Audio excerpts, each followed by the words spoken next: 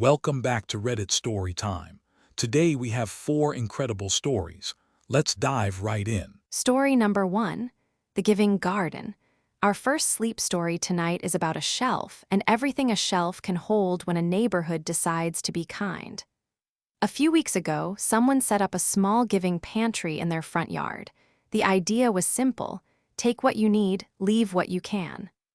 On the very first evening, as the sun went down, the shelves were nearly empty, and the whole thing felt like a hopeful experiment. And then, quietly, the garden began to breathe. Every day brought change. Someone left painted rocks. Someone else, small toys for kids.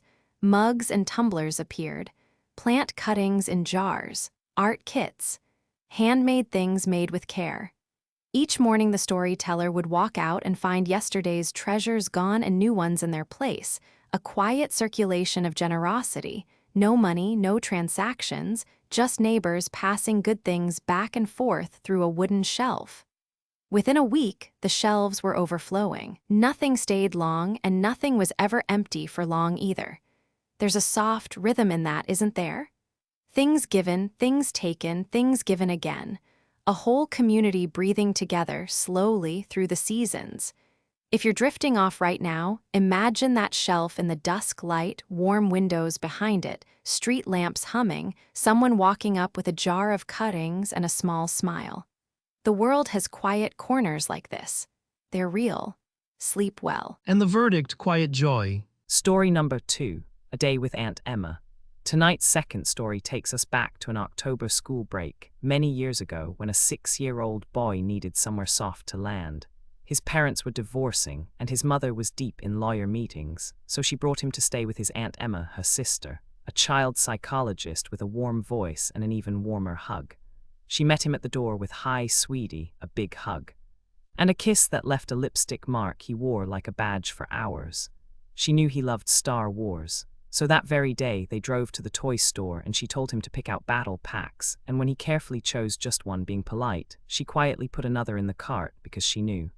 Then she said the impossible sentence every kid dreams of: get as many big sets as the cart can carry. Ultimate duel. The turbo tank with the light-up lightsaber. He chose like a kid in a candy store financed by pure love. Then pizza, a buffet where he stuffed himself while she had a salad and politely declined a slice, because she did not, as he now realizes, have a 6-year-old's metabolism. Home again, they built the sets on the living room floor, wrestled gently, tickled mercilessly. Her cats inspected the clone armies, approved, and settled beside them. They watched cartoons under a blanket until... Somewhere during the second episode, the boy fell asleep in his aunt's arms, the happiest he'd been in weeks. That's the whole story. Nothing dramatic happens. That's the point. Some days are just warm and we keep them forever. Good night. And the verdict, pure comfort. Story number 3, The Lost Journals. Our third story is about the things we lose when we move too many times and one that found its way home. The storyteller grew up as a child of multiple divorces, chaotic years, addicted and careless parents, 27 different houses and apartments by age 25. When you move that often, you lose things constantly and you learn to tell yourself it's fine, but some losses leave holes. At 14, they wondered if anything they wrote would ever be worth remembering, if they would ever be worth remembering. They'd started journaling around age 9 or 10. Dozens of notebooks, a solid decade of a childhood boxed up and hidden in a garage, kept safe from parents who might read them. Then right after high school graduation, the ground shifted again. Their father moved them to a new city and the house was foreclosed. Everything left behind was gone, including the box. For years, that box was a quiet grief, a piece of their soul sitting in someone else's rubble. Until one ordinary day, a message arrived.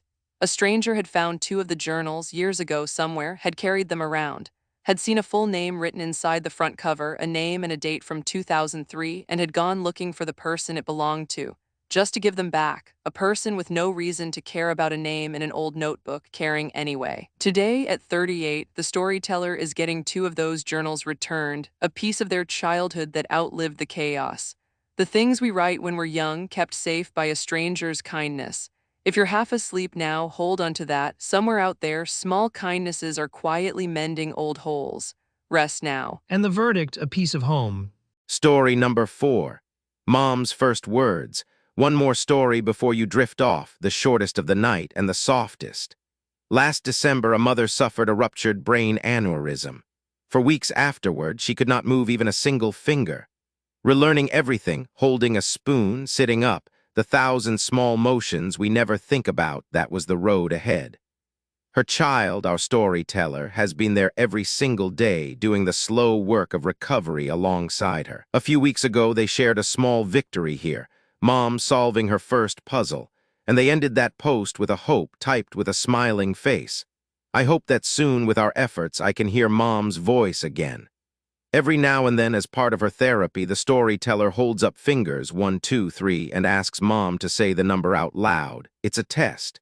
It's a game, it's a prayer, and one day not long ago, she said it, correctly. 8 months of silence, and then a voice. If you have ever sat beside a hospital bed, you know how time moves there, slow, viscous, measured in tiny victories that outsiders would never notice. This one was enormous. The hours spent every day will no longer be a one-sided conversation. You can only imagine how much this means to me, the storyteller wrote. I can hear Mom's voice again. A fighter, a devoted child, an accounting game that gave a family back its sound. Hold that warmth as you fall asleep. Small miracles are happening in quiet rooms tonight. Good night and sleep well. And the verdict, small miracle. That's all for today. If you enjoyed these stories, hit that subscribe button and ring the bell for more. See you next time.